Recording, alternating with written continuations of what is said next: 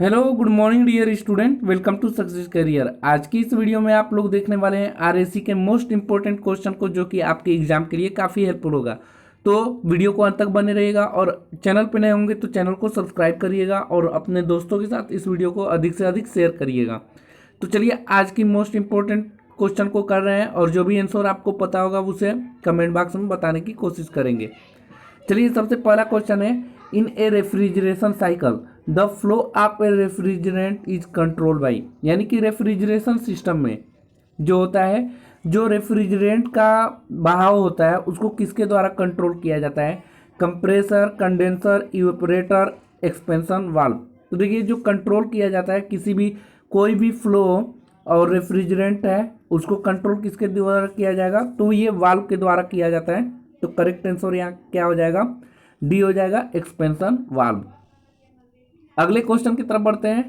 अगला यानी कि दूसरा क्वेश्चन है, दिया है, सॉरी दूसरा क्वेश्चन देखिए, दिया हुआ है कि the colour of a flame of A halide torch. यानी कि जो कलर है हेलाइट टॉर्च का, फ्लेम जो जलता है उसका हेलाइट टॉर्च का colour in case of leakage of foreign refrigerant will change to.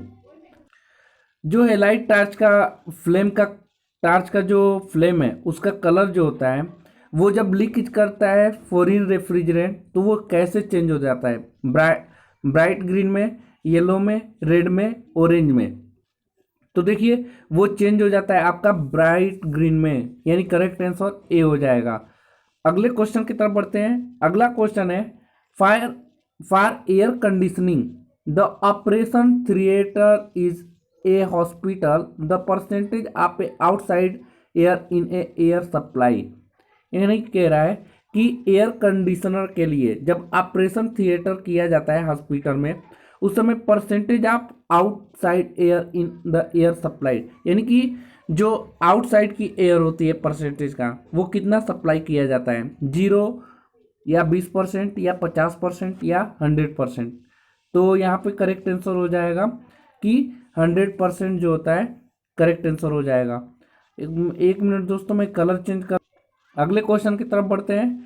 अगला क्वेश्चन है, दिया है in a vapour compression cycle using NH3 as refrigerant. यानी कि बोल रहा है कि वेपर कंप्रेशन में, जब वेपर कंप्रेसर साइकिल में जब हम NH3 का रेफ्रिजरेंट के रूप में यूज करते हैं तो initial charge is filled eight. तो इनिशियल चार्ज जो होता है किसके द्वारा फील्ड किया जाता है? सक्शन ऑफ कंप्रेसर के द्वारा, या डिलीवरी ऑफ कंप्रेसर के द्वारा, या high pressure side close to receiver द्वारा, या low pressure side near receiver द्वारा। तो यहाँ करेक्ट आंसर हो जाएगा high pressure side of closer to receiver. जब एवापोरेटर कंप्रेसर साइकिल में NH3 रेफ्रिजरेंट का यूज करते हैं तो इनिशियल चार्ज क्या होता है? करेक्ट आंसर सी हो जाएगा, high pressure side close to receiver. अगले क्वेश्चन की तरफ बढ़ते हैं। अगला क्वेश्चन है, in vapour compressor cycle using NH3 as refrigerant initial charge is filled at high pressure side close to receiver. ये अभी क्वेश्चन किया हुआ है हमने। अगले क्वेश्चन की तरफ बढ़ते हैं। 5वां नंबर का क्वेश्चन है, the temperature of air recorded by A thermometer. यानी कि जो टेम्परेचर है जो रिकॉर्ड किया गया है थर्मोमीटर के द्वारा, when it is in not affected by the moisture present in the air. यदि वह अफेक्ट नहीं हो रहा है, उसमें कोई प्रभाव नहीं पड़ रहा है, जो कि एयर है, एयर जो है प्रेजेंट है मॉइस्चर में, ठीक है। यानी कि जो एटमॉस्फेयर है इसमें क्या है? मॉइस्चर है। उस समय उसको क्या कहा जाता है? Is called. एक बार क्वेश्चन को एक बार और मैं पढ़ दे रहा हूँ। The temperature of air recorded by air thermometer, यानी कि थर्मोमीटर द्वारा रिकॉर्ड किया गया टेम्परेचर जब it is not affected by the moisture present in air, यानी कि हवा में जो मॉइस्चर है उससे अफेक्ट नहीं होता है, तो उसको क्या कहते हैं? वेट बल्ब टेम्परेचर, या ड्राई बल्ब टेम्परेचर, या वेट ड्यू पॉइंट टेम्परेचर, या नन ऑफ दीज। तो यहाँ करेक्ट आंसर हो जाएगा ड्राई बल्ब टेम्परेचर। क्योंकि देखिए करेक्ट आंसर बी इसलिए हो जाएगा क्योंकि यहाँ पे जो एयर है ये तो प्रेजेंट, एयर में प्रेजेंट नहीं है, मॉइस्चर प्रेजेंट नहीं है, तो कोई प्रभाव नहीं देगा, इसलिए इसको क्या बोलेंगे? ड्राई बल्ब टेम्परेचर बोलेंगे। अगले क्वेश्चन की तरफ बढ़ते हैं। अगला क्वेश्चन है 6 number, absorption system normally uses the following refrigerant, यानी कि एब्जॉर्प्शन सिस्टम में, अवशोषण सिस्टम में नॉर्मली कौन सा रेफ्रिजरेंट का यूज करते हैं। देखिए कौन सा रेफ्रिजरेंट यूज करते हैं, फोर्टान का, फ्रियान का, या CO2 का, या अमोनिया का।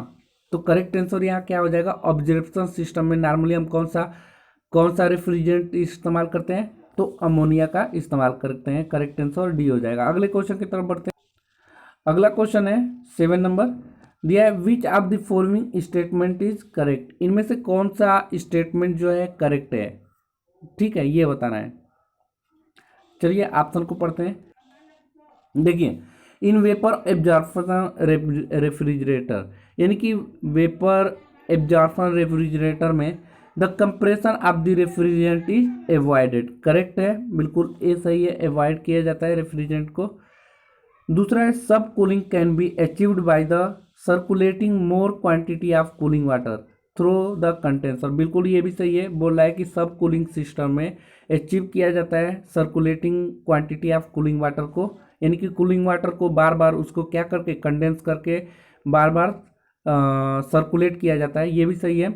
अगला तीसरा है इन वेपर कंप्रेसर रेफ्रिजरेंट, यानी कि वेपर कंप्रेशन में रेफ्रिजरेशन होता है, जो the vapour is drawn in the compressor, vapour को क्या कर लिया जाता है, खींच लिया जाता है कंप्रेसर सिलेंडर में ड्यूरिंग इट्स सक्शन स्ट्रोक के दौरान क्या कर लिया जाता है, खींच लिया जाता है।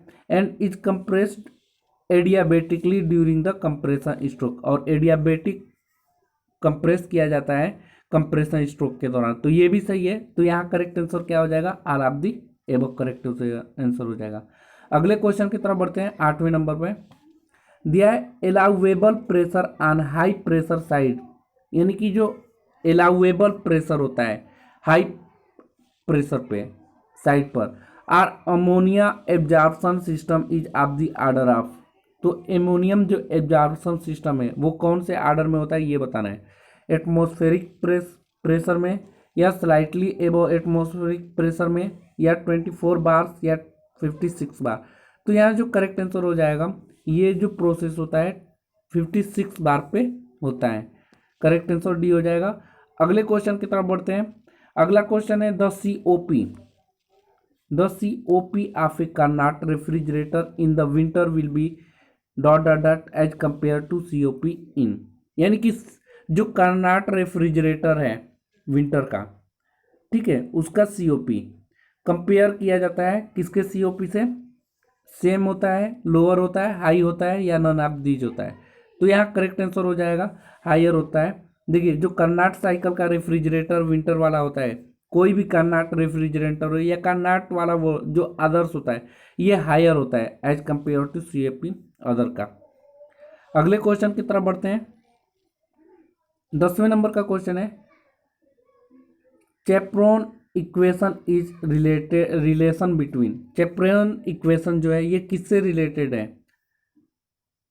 चेपरोन इक्वेशन किससे रिलेटेड है, किसके बीच का ये रिलेशन है, टेम्परेचर प्रेशर और इंथैल्पी के बीच का, या स्पेसिफिक वॉल्यूम या इंथैल्पी के बीच का, या टेम्परेचर एंड इंथैल्पी के बीच का, या टेम्परेचर प्रेशर स्पेसिफिक वॉल्यूम और इंथैल्पी का।